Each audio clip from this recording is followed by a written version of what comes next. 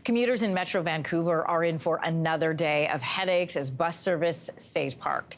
Talks broke down between the union and the workers' employer, the Coast Mountain Bus Company. So now the union says they will escalate if they don't reach a deal. So joining us this morning for a closer look from Burnaby, BC, is Liam O'Neill, CUPE National Representative and CUPE 4500 spokesperson. Good morning to you. Good morning to you. In a statement made via ex-Coast Mountain Bus Company President Michael McDaniel urged striking workers to return to the bargaining table with, quote, realistic expectations. What's the union looking for? Well, our expectation, we're looking for fair wages and improved working conditions. And those comments, we're bringing realistic expectations to the table. All we're looking for is really simple, is to be paid the same as what other transit supervisors are paid across TransLink. So this started as a 48-hour service pause. We are in day 2 today. What happens if a deal isn't reached? Yeah, so it actually started with an overtime ban because we want to make sure we minimize the impact to the public as much as possible. We tried to put pressure on the employer, and that didn't work. So we did have to escalate to a 2-day shutdown.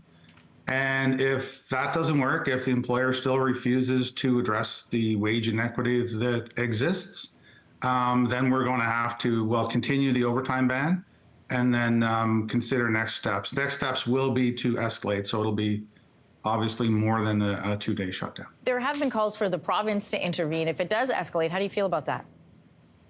Well, we think that fair collective bargaining should trump any kind of movement by the government. But, you know, they're going to do what they do, and we're going to just continue to try to fight at the table for our fair wages and working conditions. And, yeah, that's what we're working toward.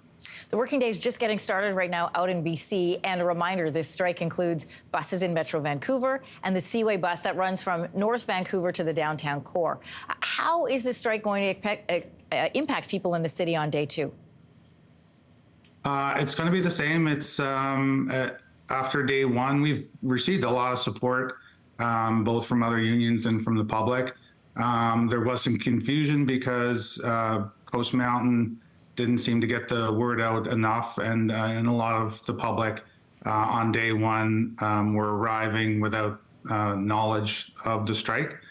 So day 2, we think everyone knows now that the buses aren't running and the C bus is not running, and so everyone's made arrangements to address that issue. As of right now, I understand SkyTrain services are still operating. Do you see them following in this strike?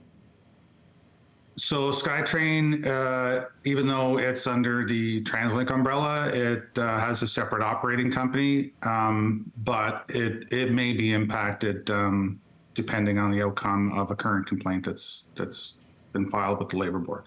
You mentioned some of the confusion by commuters that happened yesterday, and we carried some of that on in our newscast here. If the strike is going to escalate, if there isn't a deal reached and the 48-hour deadline is reached, can people expect to still be inconvenienced or have to make separate travel plans by Wednesday, Thursday, rest of the week? So once this 2 days over, we gave notice, you know, early on to make sure that we minimize, again, the impact as much as possible to the public. And we'll always keep that in mind. Our concern is our fight's not with the public. Our fight is with the employer, with Coast Mountain.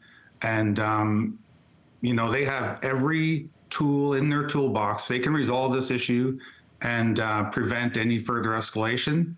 All they need to do is to pay fair wages and to address our working conditions. Liam, I want to thank you for joining us this morning. We'll see where this goes for the rest of the week. Thank you very much. Hey, thanks for watching. If you liked this, be sure to subscribe here, or you can check out more Your Morning videos right here.